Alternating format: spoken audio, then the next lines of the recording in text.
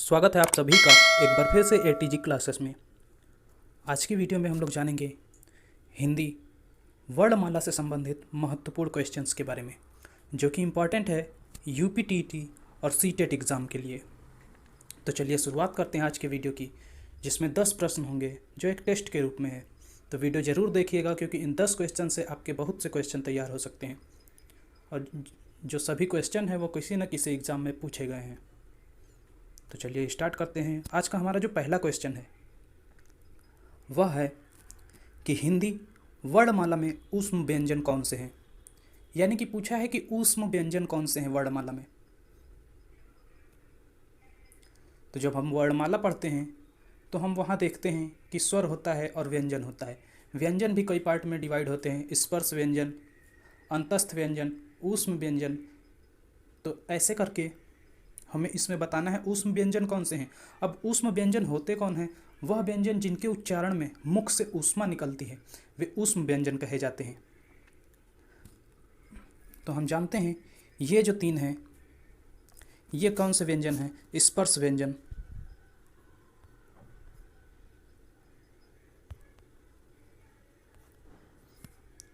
तो इस वजह से हमारा जो इस क्वेश्चन के लिए आंसर सही होगा वह होगा ऊष्म व्यंजन जो है वो ये हैं, तीनों स और ह। नेक्स्ट क्वेश्चन अगला है, हिंदी के जिन वर्णों का उच्चारण करते समय केवल श्वास का प्रयोग किया जाए उन वर्णों को क्या कहते हैं। यानी कि उन वर्णों को क्या कहते हैं जिसमें केवल श्वास का प्रयोग किया जाए? अघोष, सघोष, अल्प प्राण या महाप्राण। तो उन वर्णों को याद रखिएगा, उन वर्णों को कहते हैं अघोष। इसके लिए जो हमारा विकल्प सही होगा वो होगा ए। नेक्स्ट अगला क्वेश्चन है हमारा, य, र, ल, व व्यंजनों को कहते हैं। अब इन व्यंजनों को क्या कहते हैं? तो अभी हम लोगों ने स्पर्श व्यंजन के बारे में पढ़ा, फिर उसके बाद ऊष्म व्यंजन हमने देखा, अब बचता है अंतस्थ व्यंजन। तो ये जो व्यंजन है य, र, ल, व, ये कौन से व्यंजन हैं? तो ये अंतस्थ व्यंजन है। यानी कि इसके लिए जो हमारा ऑप्शन सही होगा वो ऑप्शन बी सही है। य, र, ल, व कौन से व्यंजन हैं? तो ये अंतस्थ व्यंजन है। और इनका क्रम भी याद रखिएगा, क्योंकि कई एग्ज़ाम में इनका क्रम भी पूछ लिया जाता है। य, र, ल, व। अब इसमें यदि बात की जाए कि य और व क्या हैं, तो य व जो हैं वो अर्ध स्वर हैं, र जो है वो लुंठित व्यंजन कहा जाता है और ल को पार्श्विक व्यंजन कहते हैं। चलिए नेक्स्ट क्वेश्चन। अगला क्वेश्चन है, निम्नलिखित में से ओष्ठ ध्वनि नहीं है। यानी बताना है कौन सी ध्वनि है जो ओष्ठ नहीं है, जिसका उच्चारण स्थान ओठ नहीं है, ओष्ठ नहीं है। तो ऐसे क्वेश्चंस का उच्चारण स्थान हम खुद बोल के देख सकते हैं। तो हम विकल्प ए लेते हैं, इसको बोलने में च, तो ये हमारे तालु का प्रयोग हो रहा है, यानी यही जो है ओष्ठ व्यंजन, यानी कि ओष्ठ ध्वनि नहीं है। विकल्प ए सही है। अब इन विकल्प को हम भी देख लेते हैं। प बोलने पर हम ओठ का प्रयोग कर रहे हैं, यानी ये ओष्ठ ध्वनि है। ऐसे ही भ बोलने पर भी ओष्ठ ध्वनि है और म में भी ओष्ठ ध्वनि है। तो जो क्वेश्चन पूछा है निम्नलिखित में से ओष्ठ ध्वनि नहीं है, तो कौन सा होगा? विकल्प ए सही होगा हमारा। अब पूछा है, हिंदी की तालव्य ध्वनियाँ हैं। तालव्य बताना है जिनका उच्चारण स्थान त से होता है, जिनका उच्चारण तालु से होता है, उनको बताना है कि कौन सी हैं।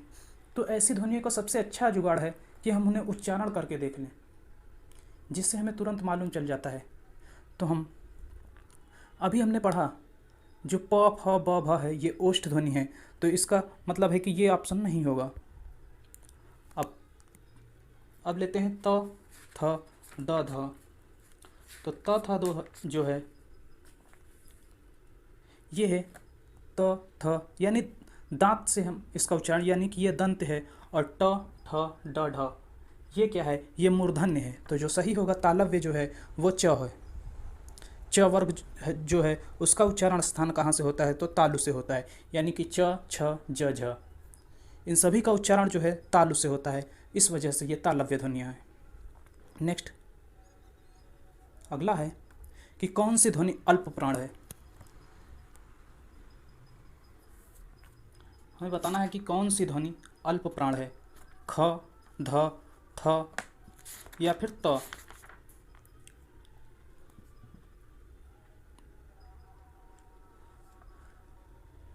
तो अल्प प्राण बताना है। अल्प प्राण क्या होता है, जो सीक्वेंस वाइज होता है, हर वर्ग का जैसे जो पहला वर्ड हुआ वो अल्प प्राण होगा, दूसरा महाप्राण होगा। तो ऐसे ही हम देखते हैं ख, ये दूसरा वर्ड है अपने वर्ग का, तो इस वजह से ये महाप्राण हुआ। अब आता है सेकंड विकल्प ध है, तो त, थ, द, ध यानी कि चौथा, तो वो क्या हुआ, वो भी महाप्राण होगा, क्योंकि देखो त होगा अल्प प्राण, थ होगा महाप्राण, द होगा अल्प प्राण और ध होगा महाप्राण। तो इस वजह से यह विकल्प भी गलत होगा हमारा। अब आते हैं थ पे, तो त, थ यानी कि ये दूसरा आ रहा है और दूसरा क्या होता है, महाप्राण होता है, तो ये भी गलत। तो अल्प प्राण जो होगा वो त होगा, तो यानी कि विकल्प हमारा कौन सा सही होगा, डी। नेक्स्ट है हिंदी की स्पर्श घोष महाप्राण दंत्य व्यंजन ध्वनि है। हमें बताना है जो स्पर्श भी हो, घोष भी हो, महाप्राण हो, दंत्य हो और व्यंजन भी हो। तो व्यंजन तो ये सभी हैं, व्यंजन ये सभी हैं, व्यंजन तो हो गया। अब देखना है दंत्य, तो दंत्य में कौन सा वर्ग आता है हमें ये देखना है पहले।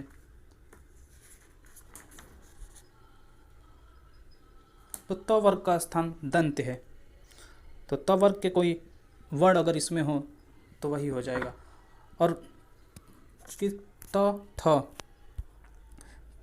त, थ, द, ध ये अल्प प्राण होगा, ये महाप्राण होगा। तो यहाँ पूछा है महाप्राण के बारे में,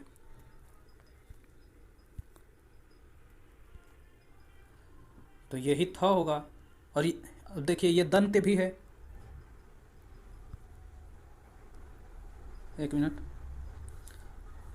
देखिए ये दंत्य भी है, महाप्राण भी है, घोष भी है और व्यंजन भी है। तो इस वजह से जो इस क्वेश्चन के लिए सही होगा वो कौन सा विकल्प सही होगा, तो ऑप्शन सी,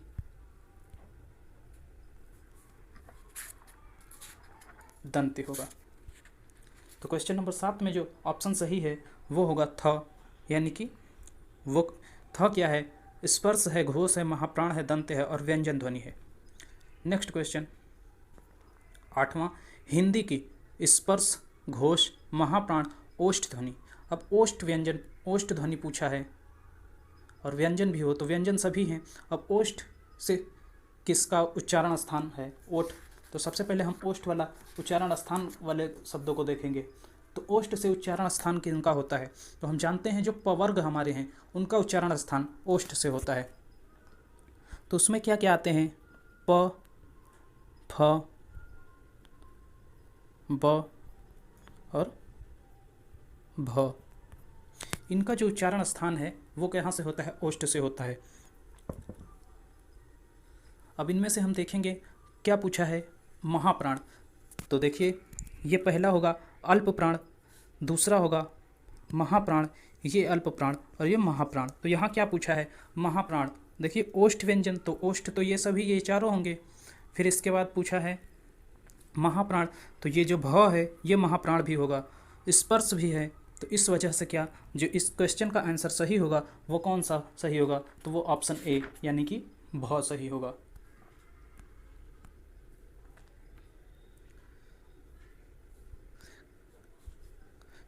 तो क्वेश्चन नंबर 8 में जो आंसर सही होगा वो कौन सा होगा, तो वो भ होगा। नेक्स्ट, निम्नलिखित में से कौन सा स्वर संवृत है।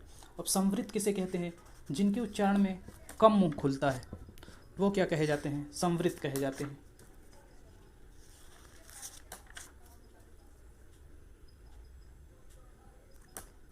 तो इसमें जो संवृत होगा वो बताना है कौन सा है।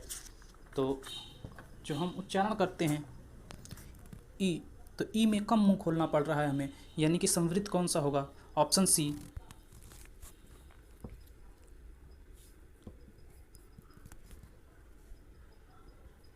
ऑप्शन सी जो हमारा है वह सही होगा इस क्वेश्चन के लिए, कि निम्नलिखित में से कौन सा स्वर संवृत है, तो वो होगा ऑप्शन सी। नेक्स्ट क्वेश्चन 10वां है और लास्ट, हिंदी की मूर्धन्य ध्वनियाँ हैं। अब मूर्धा से कौन से वर्ग का उच्चारण स्थान होता है ये जान लेंगे तो इस क्वेश्चन का आंसर हमें मिल जाएगा। तो मूर्धा जो उच्चारण स्थान है जिन ध्वनियों का, वह है ट वर्ग। तो ये थोड़ा टाइपिंग मिस्टेक हो गया है, ये है ट। तो इसका तो हम जानते हैं, च वर्ग का उच्चारण स्थान जो है ये तालव्य है, यानी कि तालु से है। इसका मूर्धा से हो गया, मूर्धन्य हो गया। इसका हो गया जो प वर्ग है, प वर्ग का उच्चारण स्थान ओष्ठ से हो गया। और जो त वर्ग है, त वर्ग का उच्चारण स्थान जो है दंत्य हो गया। तो इस तरह से हिंदी की जो मूर्धन्य ध्वनि है, तो ऑप्शन इसके लिए कौन सा सही हो जाएगा? तो ऑप्शन बी, यानी कि ट ठ ड ढ। तो आज के वीडियो में इतना ही। वीडियो आपको पसंद आई हो तो प्लीज़ चैनल को लाइक और सब्सक्राइब करना ना भूलें। धन्यवाद।